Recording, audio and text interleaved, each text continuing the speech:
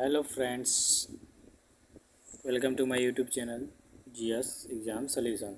दोस्तों, आज के इस वीडियो में स्टैटिक जीके के सामान्य अध्ययन में इतिहास, भूगोल, भारतीय संविधान और करंट अफेयर्स के पाँच पाँच क्वेश्चंस क्विज के माध्यम या अर्थात बहुविकल्पीय माध्यम से देखेंगे। तो दोस्तों, इस वीडियो में आप TET C TET, UP TET, UP triple S C PET, railway, group D, SSC, UPSC, UPP video या आरओ इसके तहत किसी भी एग्ज़ाम की तैयारी कर रहे हैं तो यह वीडियो आपके लिए बहुत ही यूजफुल होने वाली है। तो दोस्तों, आप इस वीडियो को ध्यानपूर्वक और एंड तक बने रहिएगा। हम स्टार्ट करेंगे दोस्तों सबसे पहले इतिहास के 5 क्वेश्चनों से, भूगोल के उसके बाद 5 क्वेश्चनों से, उसके बाद भारतीय संविधान के 5 क्वेश्चन और करंट अफेयर्स के 5 क्वेश्चन, जो कि बहुत ही सिलेक्टेड और इम्पोर्टेंट क्वेश्चन है। तो उम्मीद करूँगा दोस्तों आपको यह वीडियो बहुत पसंद आएगी। तो चलिए स्टार्ट करेंगे। सबसे पहला क्वेश्चन है दोस्तों, यूरोप की सबसे बड़ी नदी कौन सी है। ध्यान से देखिए, यहाँ क्वेश्चन कर रहा है कि यूरोप की सबसे बड़ी नदी कौन सी है। विकल्प दिया है आपके सामने, ये है वोल्गा नदी, बी है डैन्यूब नदी, सी है मर्रे नदी या डी है सीन नदी। तो दोस्तों, यूरोप की सबसे बड़ी नदी की बात करेंगे तो वोल्गा नदी होती है। तो ऑप्शन आपका जो हो जाएगा ए हो जाएगा राइट। चलिए नेक्स्ट क्वेश्चन देखेंगे। प्रश्न संख्या 2 है कि बैंक नोट प्रेस कहाँ स्थित है, यानी भारत में बैंक नोट प्रेस कहाँ स्थित है। विकल्प दिया है, ए है नासिक, बी है मुंबई, सी है देवास या डी है पंजाब। तो दोस्तों, देवास अर्थात मध्य प्रदेश में जो आपका बैंक नोट प्रेस है यह स्थित है। तो दिया हुआ विकल्प सी हो जाएगा सही। चलिए तीसरा क्वेश्चन देखिए, दक्षिणी ध्रुव का अक्षांश क्या है। ए है 14 डिग्री, बी है 70 डिग्री, सी है 180 डिग्री या डी है 90 डिग्री। तो दक्षिणी ध्रुव दोस्तों 90 डिग्री पे है, न कि 180 पे। ठीक है, दक्षिणी ध्रुव देखिए, ये ग्लोब हो गया, ये आपका उत्तरी ध्रुव, ये हो गया दक्षिणी ध्रुव। तो यह 90 डिग्री पे स्थित है और ये भी 90 डिग्री पे। तो दक्षिणी ध्रुव की बात किया है तो दोस्तों दक्षिणी ध्रुव जो है 90 डिग्री है। ठीक है, तो दिया हुआ विकल्प डी हो जाएगा सही। 4 नंबर के प्रश्न में है, टोक्यो किस देश की राजधानी है। विकल्प ए है जापान की, बी है फ्रांस, सी है ब्राज़ील या डी है जर्मनी। तो दोस्तों, टोक्यो जो है जापान की राजधानी है। ठीक है, तो टोक्यो याद करिएगा कि जापान की राजधानी है। चलिए नेक्स्ट क्वेश्चन देखेंगे 5 नंबर का। गंगा नदी को बांग्लादेश में किस नाम से जाना जाता है। विकल्प है, ए मेघना, बी है पद्मा, सी है जमुना या डी है अलकनंदा। तो दोस्तों, गंगा नदी को बांग्लादेश में आपका पद्मा के नाम से जाना जाता है। ठीक है, किसके नाम से, पद्मा के नाम से। चलिए 6 नंबर के प्रश्न को देखिए, वास्को डी गामा कहाँ का रहने वाला था। ये इतिहास से क्विज है। ठीक है, तो ये दिया हुआ विकल्प है पुर्तगाल, स्पेन, इंग्लैंड या डच। तो वास्को डी गामा जो भारत आने वाला सर्वप्रथम पुर्तगाली था, तो पुर्तगाल हो जाएगा। ठीक है, 1498 ईस्वी को आपके भारत के कालीकट बंदरगाह पर आया था ये। ठीक है, कालीकट बंदरगाह पे, और यहाँ से काली मिर्च लेके गया था कहाँ पे, पुर्तगाल, और वहाँ पे अपना यात्रा व्यय निकाल के 60% का मुनाफा कमाया था। ठीक है, तो ये वास्को डी गामा है पुर्तगाल का। 7 नंबर के प्रश्न का है कि भारत में खोजा गया सबसे पहला पुराना शहर कौन था। दिया हुआ विकल्प ए है पंजाब, बी है मोहनजोदड़ो, सी है हड़प्पा या डी है सिंध। तो दोस्तों, हड़प्पा भारत में खोजा गया सबसे पुराना शहर है। सिंधु सभ्यता में इसको हड़प्पा सबसे पहले खोजा गया था। ठीक है, तो सी हो जाएगा सही। 8 नंबर के प्रश्न में है कि सिंधु सभ्यता का कौन सा स्थान भारत में स्थित है। आपका ऑप्शन ए है लोथल, हड़प्पा, मोहनजोदड़ो या इनमें से कोई नहीं। दोस्तों, हड़प्पा और मोहनजोदड़ो ये नहीं होगा, लोथल होगा। तो आपका विकल्प ए हो जाएगा सही।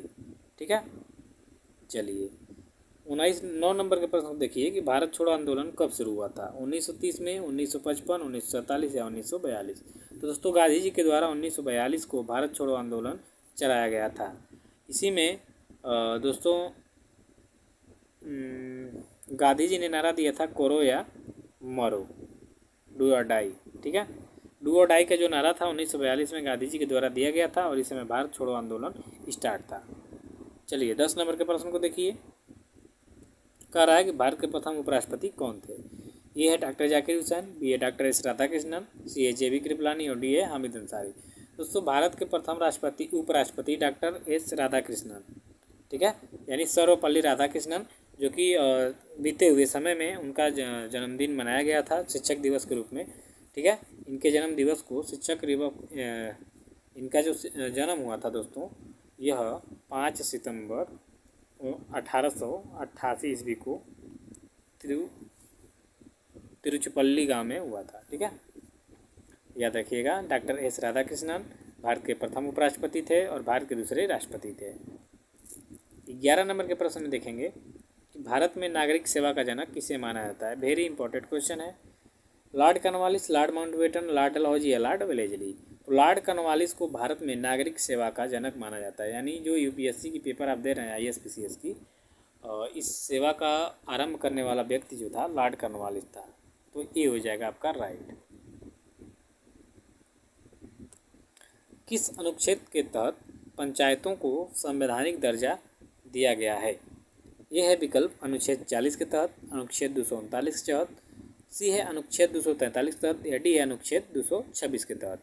तो दोस्तों यहाँ क्वेश्चन पूछ रहा है किस अनुच्छेद के तहत पंचायतों को संवैधानिक दर्जा दिया गया है। तो चलिए इसका राइट आंसर होगा आपका 243। ठीक है, आपका ऑप्शन हो जाएगा सी 243 अनुच्छेद के तहत। 13 नंबर के प्रश्न में है कि भारत में एकल नागरिकता की अवधारणा कहाँ से अपनाई गई है। ए है फ्रांस से, बी कनाडा, सी अमेरिका और डी है इंग्लैंड। तो दोस्तों इंग्लैंड से भारत में एकल नागरिकता की अवधारणा अपनाई गई है।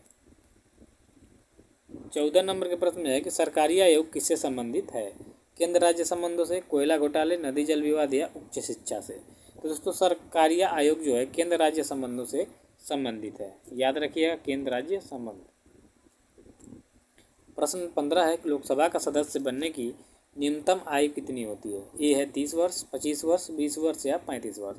तो लोकसभा यानी सांसद बनने के लिए आपको 25 वर्ष की अवस्था पार कर लेनी है। ठीक है, वहीं 30 वर्ष की बात है तो राज्यसभा की। ठीक, याद करिए। ठीक है, अब 35 वर्ष जो है वह राष्ट्रपति का होता है। ठीक, याद रखिए 30 वर्ष राज्यसभा के सदस्य बनने के लिए, 25 वर्ष जो है सांसद बनने के लिए और 35 वर्ष राष्ट्रपति उपराष्ट्रपति बनने के लिए। ठीक है, चलिए 16 नंबर के प्रश्न को देखिए कि 2 सितंबर 2022 को किस स्वदेशी विमानवाद युद्धपोत को नौसेना में शामिल किया गया। यह देखिए करंट अफेयर्स से क्वेश्चन है।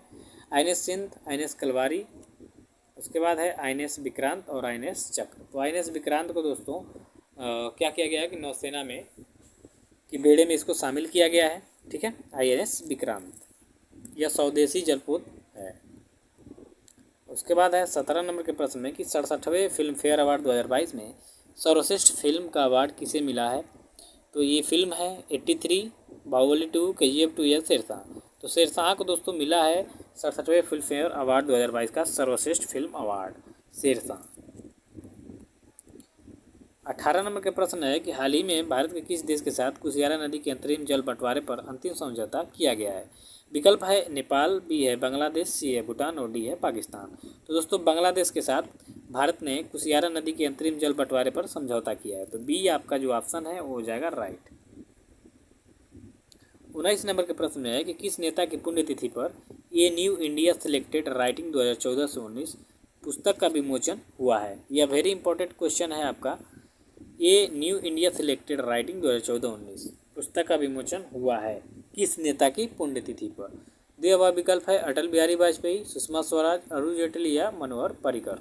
तो दोस्तों अरुण जेटली के पुण्यतिथि पर न्यू इंडिया सिलेक्टेड राइटिंग 2014-19 क्या हुआ है, विमोचन हुआ है। ठीक है, उसके बाद है आपका 20 नंबर का प्रश्न जो कि लास्ट है। किस देश में हाइड्रोजन से चलने वाली यात्री ट्रेनों का दुनिया का पहला बेड़ा लॉन्च किया गया है। विकल्प ए है जापान, बी है चीन, सी अमेरिका और डी जर्मनी।